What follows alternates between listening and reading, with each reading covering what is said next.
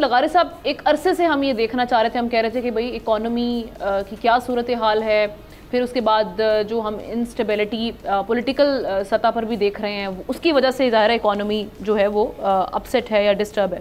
تو جب وہاں پر ہم کیوں نہیں ایک ساتھ بیٹھ رہے تھے؟ آج ایسی کون سی فورس ہے جو آپ سمجھتے ہیں کہ جس نے محمود و ایاز کو ایک صف میں کھڑا کر دیا آج؟ دیکھیں یہ قومی کبھی کبھی یہ جب ایسے مواقع آتے ہیں تو ہمیں لگتا ہے کہ جناب قومی مفاد بھی کچھ چیز ہوتی ہے جس کی بنیاد پر سب کو طے کرنا پڑتا ہے کہ ہمیں اب مل بیٹھنا ہے. اور ماضی میں جو مل نہ بیٹھنے کا معاملہ تھا وہ افسوسناک تھا. مجھے بہت زیادہ خوشی ہوئی ہے، میں اپنی اس خوشی کو چھپا نہیں پا رہا ہوں کہ مولانا فضل الرحمان نے کہا کہ چینی کمیونسٹ پارٹی اور جمعیت علماء اسلام کے باہمی دوستی جو ہے وہ ان کی باہمی دوستی ہے. اور ایسی دوستی کے بارے میں مجھے تو بہت ذاتی طور پر خوشی ہوئی ہے کہ چینی کمیونسٹ پارٹی کے ساتھ مولانا کی جمعیت علماء اسلام کی ایک دیرینہ دوستی موجود ہے. اس کے علاوہ یہ سب لوگوں کا ابھی ہمیں تو بہت سے خدشات اب بھی موجود ہیں، ایسا نہیں ہے کہ خدشات ختم ہو گئے ہیں، اور ایسا نہیں ہے کہ تمام معاملات طے ہو گئے ہیں اور تمام چیزیں ایک ساتھ ٹھیک ہو گئی ہیں. میرے خیال میں کہ جو قوتیں یہ چاہتی ہیں کہ سیاست میں اختلاف باقی رہے، اختلاف تو ضرور ہونا چاہیے، لازمی ہونا چاہیے.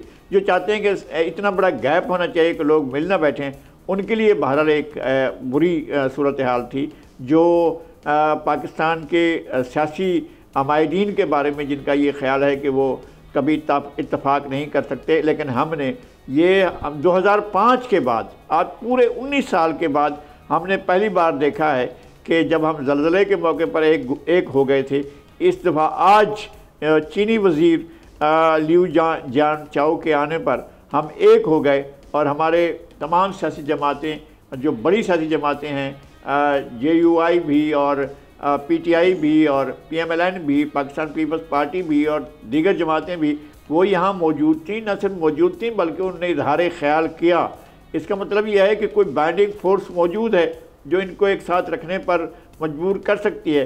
تو اس جو بھی بائنڈنگ فورس ہے اس کو اور آگے بڑھنا چاہیے، اور اس طرح کی صورتحال کو اور زیادہ بہتر بنانا چاہیے. کم از کم جس طرح سے ہم نے چین کے ساتھ CPEC کے معاملے میں اپنی یکجہتی کا اظہار کیا ہے، ہم معیشت کی بہتری کے لیے اسی یکجہتی کا اظہار کریں تو ہم بہت آگے جا سکتے ہیں.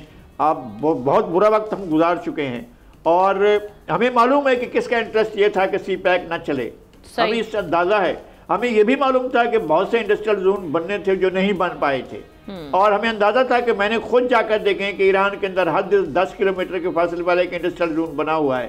ایسے ہی انڈسٹریل زون جو ہے پاکستان میں بننے تھے، اور ان کے لیے زمین بھی الوکیٹ ہو چکی تھی، سارا کچھ ہو چکا تھا، لیکن اب تک وہ معاملات نہیں ہوئے تھے. اب سمجھتے ہیں کہ اس جانب اگر پیش رفت ہوگی، جیسا کہ ہمارے محترم جناب احتشام صاحب فرما رہے ہیں، اگر یہ ایسا ہوتا ہے تو ایک بہت بڑا جمپ ہوگا پاکستان کی طرف سے، اور ہم بہتر طور پر آگے بڑھ سکیں گے. سبسکرائب کریں اور بیل دبائیں تاکہ کوئی خبر رہ نہ جائے.